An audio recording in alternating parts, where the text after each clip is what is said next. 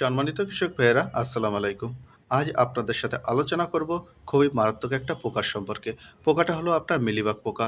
এই মিলিবাগ পোকার আক্রমণে আমাদের ফসলের ব্যাপক ক্ষতি হয়ে থাকে এবং এই সমস্যাটার সম্মুখীন আমরা প্রত্যেকেই কম বেশি হয়েছি। তো আসা যাক মূল আলাপ আলোচনায়। আপনি প্রথমে কি করবেন?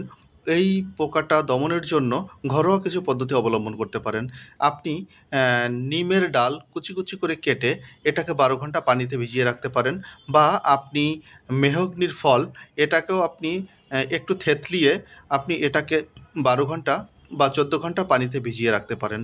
তারপর এই পানিটা আপনি ছেঁকে এটার ভিতর ১ চা চামচ আপনার মরিচের গুঁড়ি এবং ১ চা চামচ আপনার ডিটারজেন্ট পাউডার সুন্দর করে আপনি এটাকে মিশিয়ে নেবেন। মিশিয়ে নিয়ে আপনার মিলিবাগ যেখানে আক্রমণ করেছে ওখানে ভালো করে আপনি স্প্রে করে দেবেন। বেশি করে স্প্রে করলে আপনার কোনো পার্শ্ব প্রতিক্রিয়া নেই। তো এইভাবে আপনারা এটাকে দমন করতে পারেন। আমরা সাধারণত দেখে থাকি এটা পেয়ারা, আপনার কাঁঠাল, পেঁপে, আপনার জবা ফুল গাছ, এইসব গাছে আপনার একটু অতিরিক্ত দেখা দেয়। তো বেশি আক্রান্ত যদি দেখেন তখন ওই ডালটিকে কেটে দূরে আমাদের ফেলে দেওয়াই সবথেকে ভালো হবে।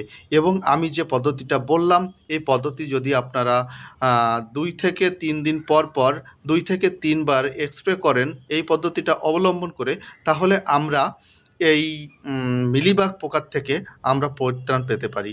তো আমার ভিডিওটা কেমন লাগলো জানাবেন অবশ্যই আপনার কমেন্ট বক্সে। পরবর্তীতে আপনাদেরকে আরও নিত্য নূতন ভিডিও বা পরামর্শ দিতে আমি যাতে আপনাদের কাছ থেকে অনুপ্রাণিত হই, সেটাই আশা করি। ধন্যবাদ সবাইকে।